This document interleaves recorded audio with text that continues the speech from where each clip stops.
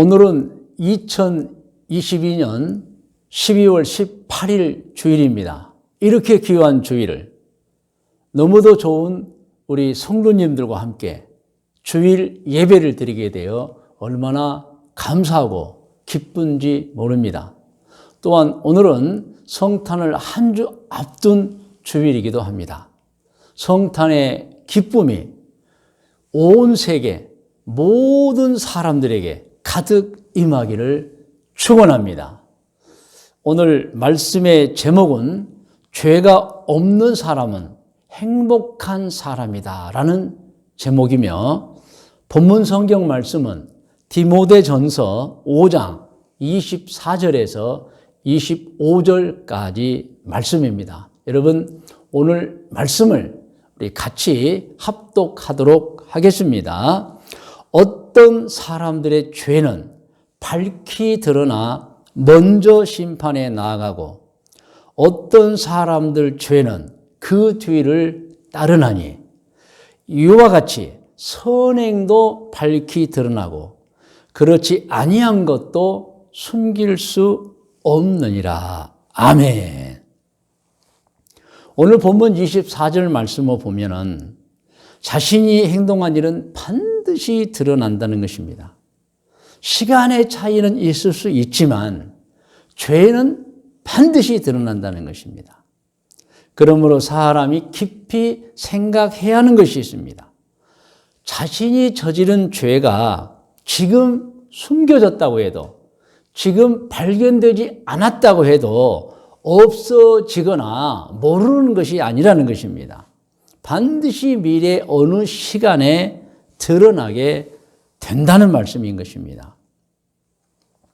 그리고 25절 말씀을 보면은 죄악만 드러나고 밝혀지는 것이 아니라 선행도 아무리 자기가 알리지 않고 숨겨놓는다 해도 때가 되면 반드시 밝히 드러난다는 말씀인 것입니다. 그래서 오늘 본문 말씀은 악인들에게는 대단히 불행한 말씀입니다. 그러나 선인들에게, 좋은 신앙으로 바르게 사는 사람들에게는 대단히 위로가 되고 소망이 되는 말씀이기도 합니다. 악인들은 그 악한 행동을 하나님 앞에 숨길 수가 없습니다. 드러나서 결국에 심판을 받는 것입니다. 사람이 심판을 받는 이유가 무엇이겠어요? 그것은 죄 때문인 것입니다. 이 죄 심판에 관한 성경 구절이 많이 있지만 그중에 우리가 몇 가지를 살펴보면, 먼저 민수기 32장 23절 말씀입니다. 합독이에요. 너희가 만일 그같이 아니하면 여호와께 범죄함이니, 하나님의 말씀에 순종하고 따르고 그 말씀을 지켜야 하는데 그같이 아니하면 범죄하는 것이라는 말씀 계속 읽어요. 너희 죄가 정녕 너희를 찾아낼 줄을 알라. 그래서 이 죄는 숨길 수가 없다는, 언젠가 다 드러난다는 말씀입니다. 시편 1편 5절에서 6절 말씀을 우리 합독합니다. 그러므로 악인들은 심판을 견디지 못하며 죄인들이 의인들의 모험에 들지 못하리로다. 무릇 의인들의 길은 여호와께서 인정하시나 악인들의 길은 망하리로다.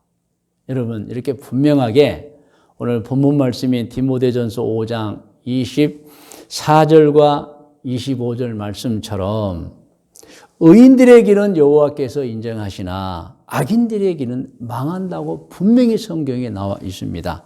자, 고린도후서 5장 10절 말씀, 유명한 말씀이죠. 우리 다 압니다. 같이 합독해요.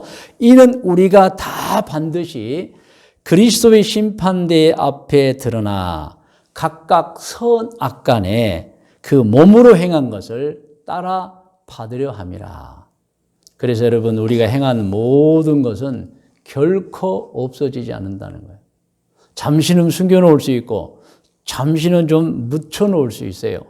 그러나 때가 되면 다 드러나서 하나님 앞에 심판을 받게 된다는 말씀입니다. 요한계시록 20장 12절에서 13절 말씀을 합독합니다.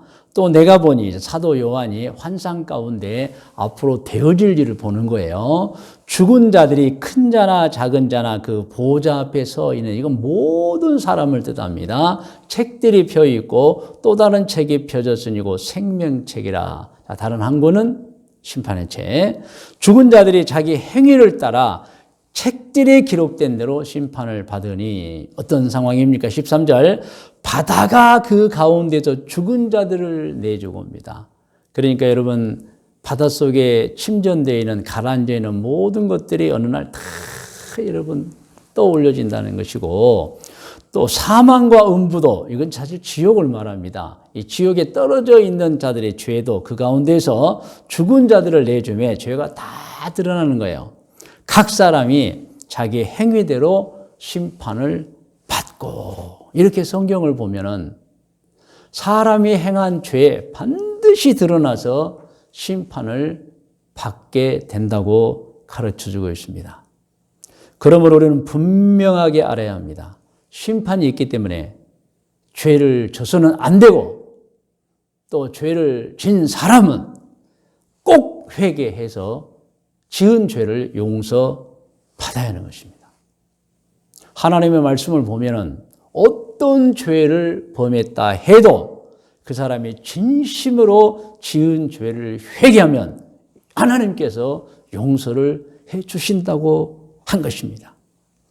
여러분, 이 죄사함, 죄 용서에 관한 하나님이 주신 약속의 말씀 많이 있지만 또 몇 가지를 우리가 살펴보면, 이사야 1장 18절 말씀, 너무도 잘 아는 말씀 함께 합독합니다.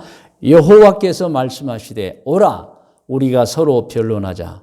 너희의 죄가 주홍 같을지라도 눈과 같이 희어질 것이요 진홍같이 붉을지라도 양털같이 희게 되리라. 아멘. 할렐루야. 로마서 10장 9절에서 10절까지의 말씀에도 하나님께서 얼마나 우리를 사랑해서 죄를 용서해 주는 가가 잘 나와 있습니다. 자, 9절 합독합니다. 너희가 만일 내 입으로, 너희 입으로 예수를 주로 시인하며 또 하나님께서 그를 죽은 자 가운데서 살리신 것. 자, 예수님을 하나님이 이제 부활시켜 주셨잖아요. 그것을 내 마음에 믿으면 구원을 얻으리니, 사람이 마음으로 믿어 의에 이르고 입으로 시인하여 구원에 이르느니라. 그러므로 우리는 어떤 죄를 범했다 해도 진심으로 참여해서 죄를 용서받고 예수 이름으로 우리가 깨끗한 사람 되고 죄 용서받게 된다는 것입니다. 구약성경 미가 7장 18절에서 19절 말씀을 우리가 합독합니다. 주와 같은 신이 어디 있으리이까? 주께서는 죄악과 그 기업에 남은 자의 허물을 사유하시며 용서해 주신다는 거예요. 인애를 기뻐하시며 한없이 사랑해 주고 참아 주시고 받아주신다는 뜻입니다. 인애를 기뻐하심으로 진노를 오래 품지 아니하시나이다. 19절 중요합니다. 다시 우리를 불쌍히 여기셔서 우리의 죄악을 발로 밟으시고, 그러니까 떠오르지 못하게 다시는 나타나지 않도록 밟으시고 우리의 모든 죄를 깊은 바다에 던지시리다. 죄 용서를 말합니다. 여러분, 하나님 얼마나 좋은 창조주 아버지이신 줄 모릅니다. 우리가 진심으로 죄를 회개하면, 물론 우리는 죄인이었습니다. 죄를 졌어요. 그런데 진심으로 회개하면 하나님께서 그 죄악을 발로 밟으시고 우리의 모든 죄를 깊은 바다에 던져 넣으신다. 다시는 쳐다보지 않으신다. 죄 용서의 말씀인 것입니다.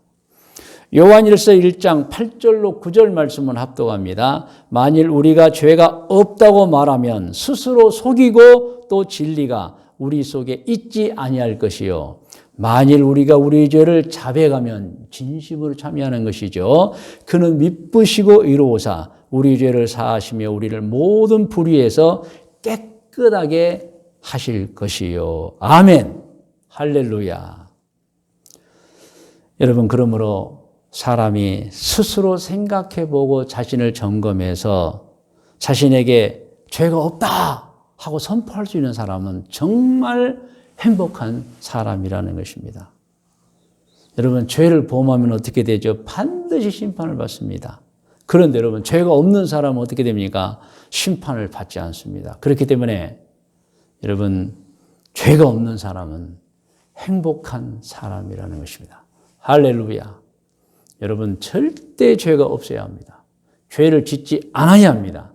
그러나 어떤 죄라도 지었다면 깨닫고 반드시 진심으로 용서를 청해서 참회해서 용서를 받아야 하는 것입니다. 여러분, 죄가 없는 사람이 왜 행복하냐?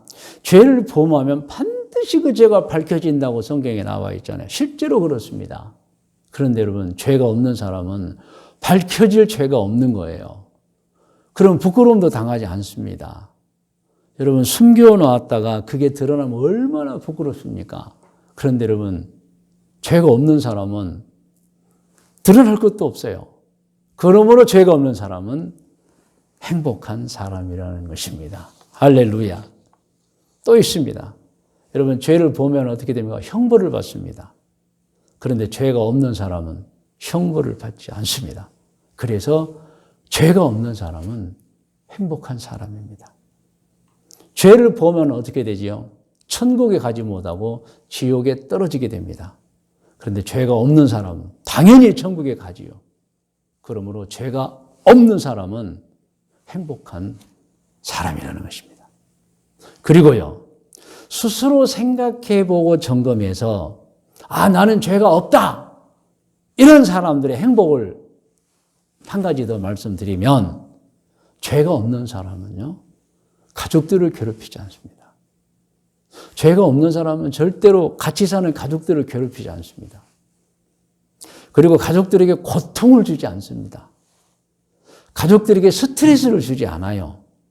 오히려 가족들에게 고마움을 주고 은혜를 받게 하고 서로 신뢰하게 만듭니다.